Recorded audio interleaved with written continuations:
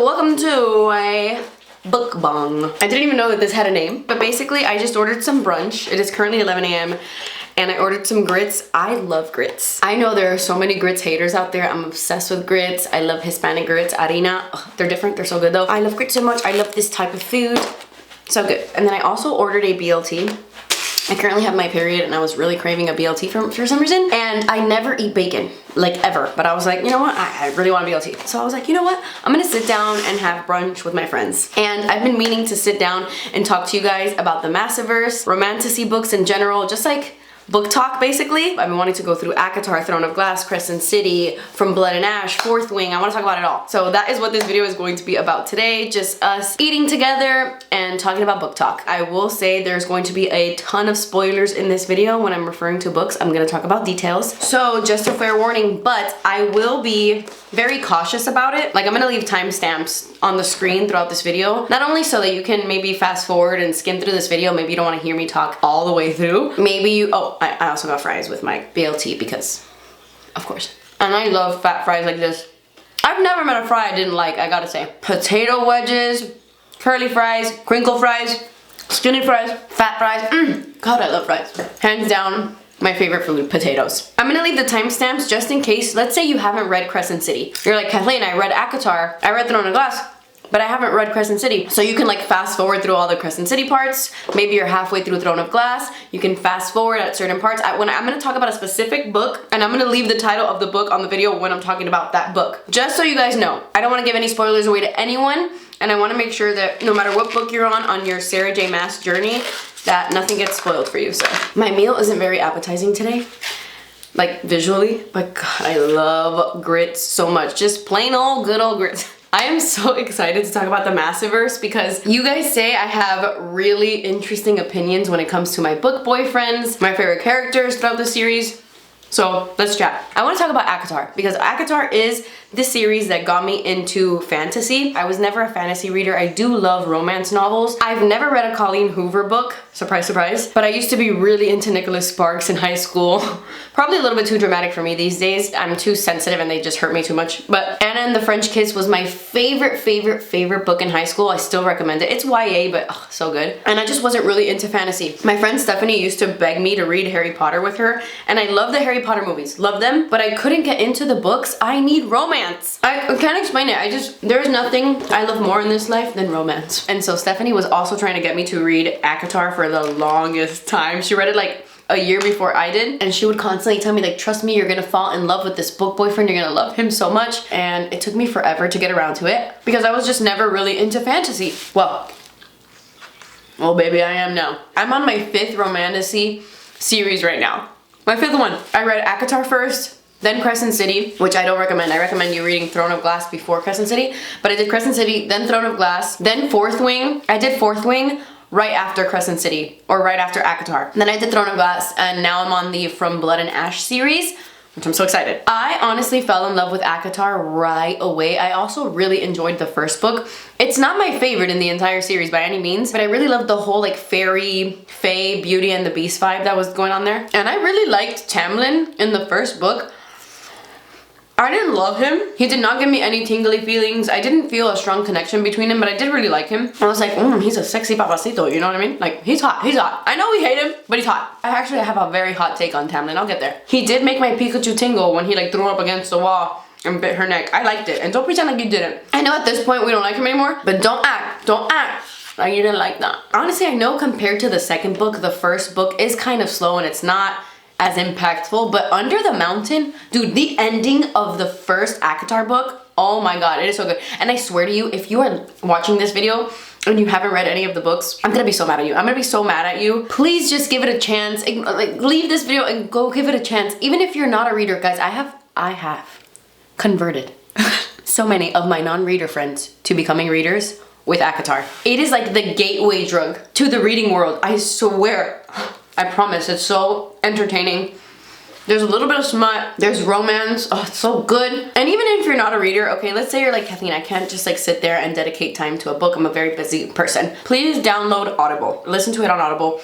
I don't recommend the Acotar series on Audible though, because it sounds like Sexy Siri and it's not very good. Elizabeth Evans is the narrator for the entire Crescent City series and the entire Throne of Glass series. And when I tell you, she is the best freaking Audible narrator I have ever heard. I want Audible to just like redo the whole Acotar series with Elizabeth Evans. Like, what the hell? Why don't they do that? Because she's incredible. Please go listen to Throne of Glass on Audible. I physically read all of Acotar, but I did listen to the 5th book on and off because the 5th book narrator isn't so bad. She doesn't sound like Sexy Siri and I kind of really liked it. But I do like to listen to Audible whenever I'm taking a shower. Like, I need to listen to a book when I'm showering. I rather physically read a book because I like to hear the characters' personalities and voices in my head. I don't like to hear what the narrator does. But in between of physically reading, while I'm in the shower, brushing my teeth, like doing bathroom things, I will listen to a book. So Under the Mountain, amazing, so good. The second that Rhysand like stumbles back in that scene where he like looks at her kind of surprised and you're like, what the fuck? What did he just see? What just happened? I was so hooked and intrigued from that moment. I was like, oh my god,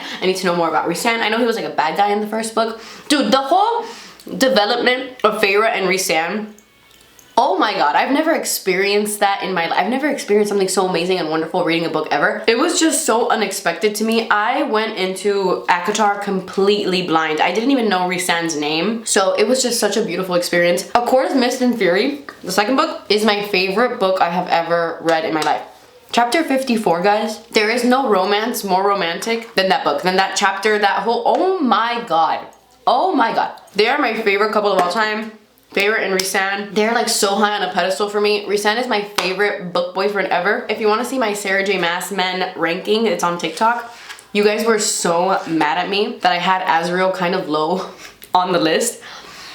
And let me explain. I love the Bat Boys. Okay, so the Bat Boys to me are like the best Sarah J Maas men, even though I will literally like cut a bitch for Rowan. The Bat Boys are just like, they're my first love. They're so special. But we just don't know enough about Azriel yet. How are you guys so madly in love, so madly, truly, deeply in love with this man when all Azriel has said was, be careful how you talk to my high lady? That's, I don't know why he's not a cowboy, but he hasn't said anything. I can't be in love with someone I don't even know anything about. I'm scared. I'm scared for Acotar 6 because if it is an Azriel book, which I hope it is, oh my god. The way that Rhysand and Cassian are just gonna get bumped out of everybody's favorites because there are so many Azriel girlies now and he hasn't even talked. Imagine when we get his whole book. We're gonna lose our freaking minds. Also, let's talk about ACOWAR for a second because I think the whole Azriel and Elaine shipping started to happen in ACOWAR. I don't know if it's just me, well it's not just me, but I do think that the fandom is very, very split when it comes to who everybody wants Elaine to be with or who everybody wants Azriel to be with. I honestly saw the Azriel Elaine situation or relationship as like brotherly love. Like I mean, not after reading the bonus chapter of A Court of Silver Flames, the Azriel bonus chapter.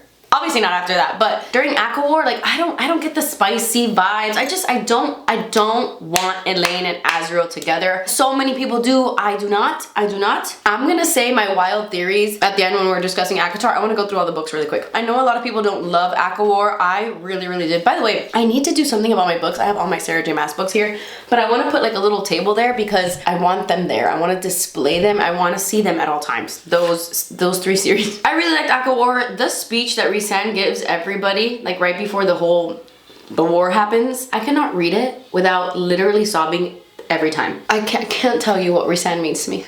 And his friendships and relationships, oh my god. Also, how badass was Elaine for those 5 seconds in ACOWAR? Let's give it up for Elaine, who's worthless aside from that.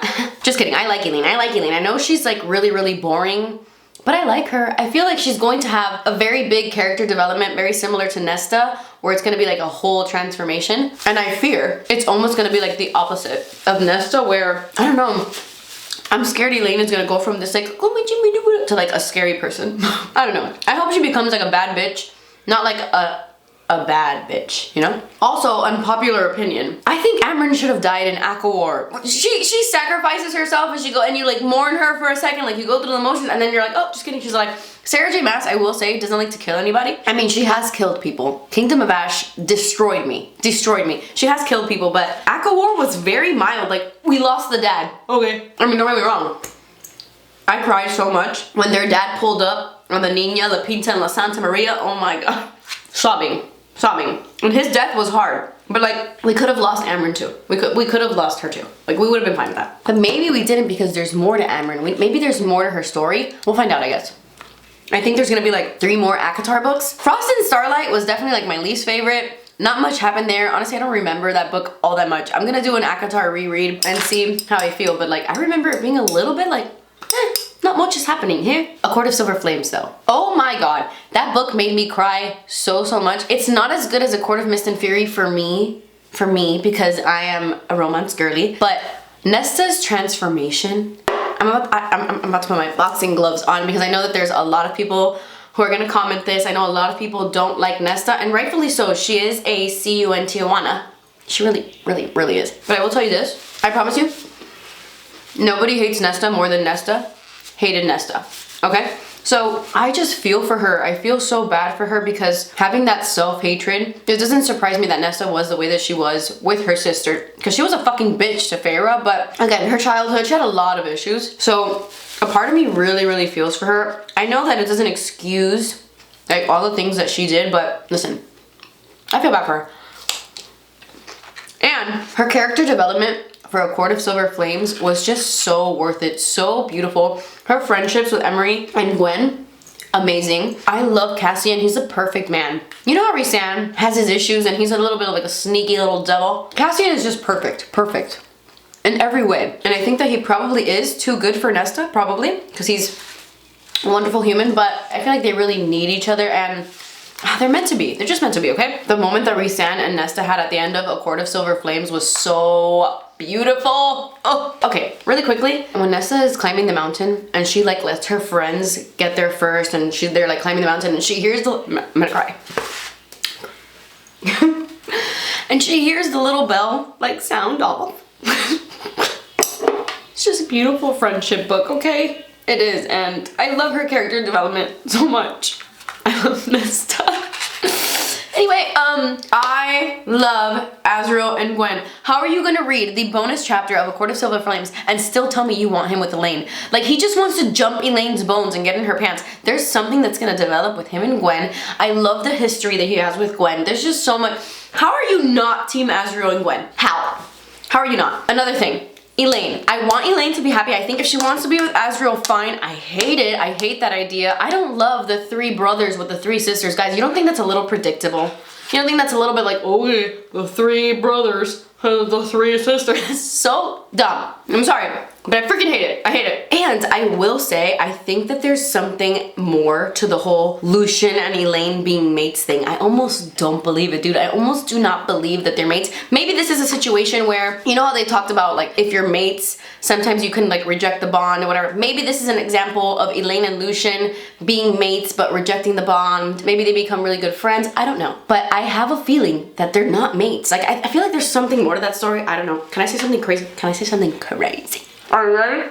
Oh, Tamlin haters, sit down. You're not gonna like this. What about Elaine and Tamlin? Oh my god, that's gross. Oh my god. Life happens. That was the past. Listen to me. I don't think Tamlin is a bad person, and I can make an entire video on why I don't think Tamlin is a bad person. I'm not gonna go down that road right now because we will be here forever. But I just truly think that Feyre and Tamlin were not meant for each other. He needs therapy. He is a little bit abusive. He needs serious therapy, but I think that he can change. I think that there's a Tamlin redemption arc coming. If you've read Throne of Glass, I want a Tower of Dawn, but for Tamlin. Yes, I do! Yes, I do, yes, I do, yes, I do. I think Elaine belongs in the Spring Court. You're gonna tell me that Feyre draws these little things on her nightstand or whatever the hell it is, and Elaine with all these flowers, whatever, and she's not gonna end up in the Spring Court? Maybe she does end up with Lucien and they like move to the Spring Court. I don't know, but she's gonna end up in the freaking Spring Court. Nesta even says it in A Court of Silver Flames when she's walking through the Spring Court and she's like, man, Elaine would thrive here. Like, Elaine belongs here. None of that's not coincidence, folks. And I think it would be a beautiful story of like Elaine maybe changing him, or maybe like Elaine goes fucking rogue and goes crazy. And the only one that can like tame her ass is Tamlin. I don't know. I hate the theory that Tamlin and Amarantha are mates. I hate that theory. And I know that all you Tamlin haters love that theory, but I hate it. I won't be mad if Tamlin and Elaine end up together. I won't. Also, what's up with Eris? Oh my god. Have you guys heard the theory that maybe Azrael hasn't been in love with Mor for 5 million years and maybe he's just been spying on her ass this entire time? And maybe there's more to Mor that we don't know and she's like secretly bad? Because obviously I don't think that Eris is fully bad. There's something there. I cannot freak away for Acotar 6. Okay, let's talk about Throne of Glass. Because while I love Acotar, it's my favorite, it's my first love, it's my baby, I think Throne of Glass as a series is my favorite. It's a complete series. So I feel like that's why I love it so much. I mean, there's a beginning, there's a middle, and there's an end, and the ending of Throne of Glass was just so perfect that I just feel like I have a strong emotional connection to all of these characters. You're with them for 8 freaking books. So I feel very strongly about Throne of Glass. But I gotta say, what a journey to get here. Even though I love these characters more than life, it took me a long time to feel that way. So I think it needs to be said. Okay? Because I know that everybody's like, oh my god, Throne of Glass is the best. Oh my god, Throne of Glass is the best. Throne of Glass is the best Sarah J Maas series. It's better than Acotar. Throne of Glass is the best. And then when I started reading it, I'm like, what? She wrote the first Throne of Glass book when she was like 16 years old. And you can tell, it's young, it's juvenile, but it's still good. It's still entertaining. It's still a good book. But I was like, okay, maybe it's like Acotar where you have to like read the second one to really get into it. So then I read Crown of Midnight. And I was like, okay, I liked it, I enjoyed it, but I wasn't like madly in love with any of the characters. I didn't like feel it yet. And then I read Heir of Fire. And yes, I read The Assassin's Blade after Heir of Fire. I'm big on reading books in release order. Please don't get me started on the whole, should you do Assassin's Blade first or Throne of Glass first? Because I will tell you, till the cows come home, to read Throne of Glass first. Read it in release order. Release order, the way that the author intended you to read it, okay? I think that the people who hate Chaol must have read Assassin's Blade first. They must have, because you can't fall in love with Sam Cortland like that and then fall in love with Chaol. You can't appreciate Chaol for who he is because you're mourning Sam Cortland so much if you read Assassin's Blade first. There's just no way. So I think it's more special if you wait until you read it 3rd or 4th. They call it the romantic read, so I highly recommend you do it that way. I read it 4th. I think you should read it 3rd. That's technically release order all day, but I read it 4th. So it wasn't until the end of Heir of Fire, guys, that's 3 books, 3 whole books, and it wasn't until the end of Heir of Fire that I was like, oh my god, wait, I'm starting to really like this. Like I was in it. The way that Heir of Fire ends is so oh my god. Like, you are not my king. Hold on, because I'm about to get the fact that there's Chaol haters out there when he literally saved Fleetfoot. The fact that you guys aren't out there defending Chaol every chance you get because we wouldn't have Fleetfoot with us here today. Fleetfoot would not be in Evangeline's arms here today if it wasn't for Chaol fucking Westfall, okay? So think about that. Think about that. The next time you guys leave me a comment on TikTok talking shit about Chaol, think about Fleetfoot. The ending of Heir of Fire was so badass. Queen of Shadows is the best book ever. It's the one that I was like, oh, okay. So Throne of Glass is that bitch. If you finish Queen of Shadows, which I know is book 5, you're like, holy crap, I'm at the end of this almost. But if you finish Queen of Shadows and you're like, oh, it's okay, don't even continue, because Queen of Shadows is so incredible. And if you're not impressed by that, I don't know. I fell madly in love in Queen of Shadows. Lysandra is the best character ever. Manon is the best character ever. Astrid is my favorite Throne of Glass character. She is the most loyal, most badass. Like nobody in Acotar is written this beautifully aside from the Bat Boys and Nesta. God bless. Outside of them, 4, I don't know, I don't feel so deeply about the side characters in Acotar the way that I feel so deeply about the side characters in Throne of Glass. God bless, I love Amren, but if Amren and Astrid were hanging off a cliff, I'd step on Amren's fingers. Bye, Rocco! And Amren talks a lot more than Astrid, I think. No, maybe not, I don't know. Throne of Glass has the best, most badass side characters to ever exist. And Manon is just so, oh my god. I can't. I personally did the tandem read for Empire of Storms and Tower of Dawn, and I really loved it. I know that it's a little bit confusing, a little bit complicated, but guys, I promise you, try the tandem read. And if you didn't do it the first time, do a reread and do the tandem read. It's so much fun. You basically read Empire of Storms and Tower of Dawn at the same time. There's a whole like reading guide online because they're happening at the exact same time, just through different point of views. I mean, you guys know that if you're watching this, so you don't get any spoilers, you already know that. And I will say, Empire of Storms made me realize, wow, Rowan is the best thing in the world. Rowan surpassed the Bat Boys for me. He didn't surpass Rhysand, but Rowan is up there with Cassian. He's like maybe above Cassian. I love Rowan so much. When he goes from boat to boat, like begging in Empire of Storms, like knowing the kind of guy that Rowan is, that he would never do something like that. Oh my god, I love him so much. The Where's My Wife? Guys, the goosebumps that Where's My Wife. How shocked were you guys that they were freaking mates? Oh my god, what a beautiful story. The fact that they're mates and oh my god. I love Aelin, I love Rowan, I love them together, I love them so freaking much. I love Dorian and Manon together. I just love their relationships. In Throne of Glass, they're so freaking good. You know who I don't love? Aedion. I am such an Aedion hater, which I shouldn't be, because at the end of the day, he's very loyal and he's just looking out for Aelin, and they lie to him so much. They wanted to use him as a breeding cow. What the hell was that? They did his ass so dirty, but why do I want to punch him in the face constantly? I just want to... I think out of all the series though, Throne of Glass has the worst character ever, and that is Matron Blackbeak, like Manon's grandma. Leave me alone with her for 10 minutes. Tie her to a chair and leave me alone with her for 10 minutes. I'm done eating. This video has gone way too long and I haven't even talked about Crescent City. I want to talk about Crescent City though because I have a bone to pick with it. Oh my god, wait. Guys, the fact that Rowan put those word keys like on her back in Kingdom of Ash, how good is Kingdom of Ash? The 13, I have to play this for you, hold on. If you've read Kingdom of Ash, listen to this. If you haven't, please go away. Imogen went down first, then Lynn, and Gisli, for wyverns swarmed by their enemy, who held the way open for Asterin. And it was not darkness, but light.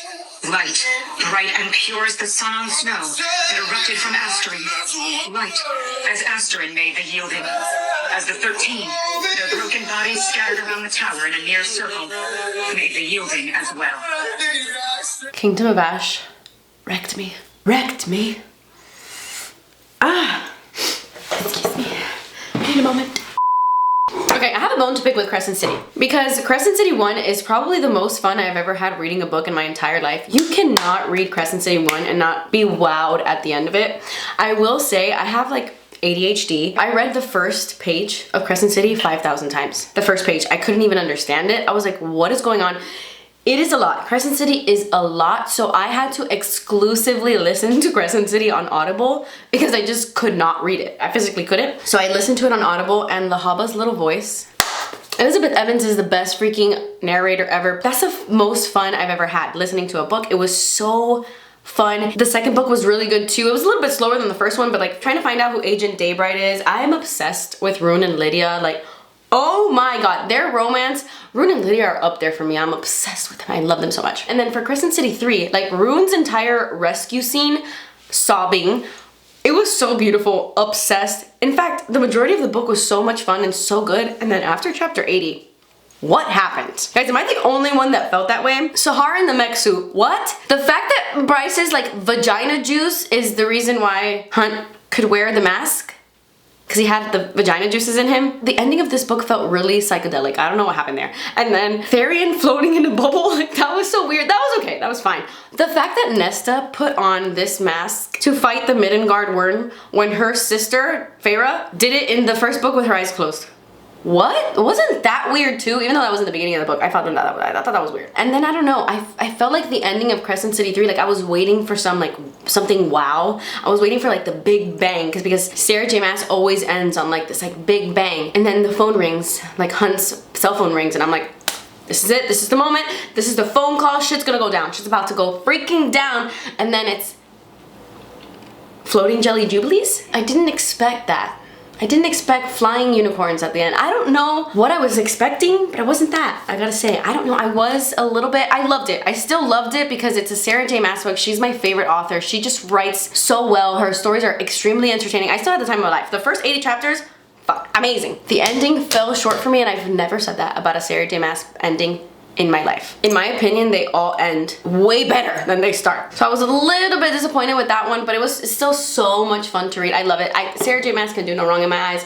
She is the best writer ever and writes love like nobody else. Oh my god, I didn't even talk about Fourth Wing or From Blood and Ash. And this video is way too long already. Okay, so this is what we're gonna do. I'm gonna film another book bong sometime next week, and we can talk about From Blood and Ash, Fourth Wing, and maybe we can discuss like more theories that you guys like comment in this video. So let's discuss in the comments, and then I'll talk about it more in my next book bong.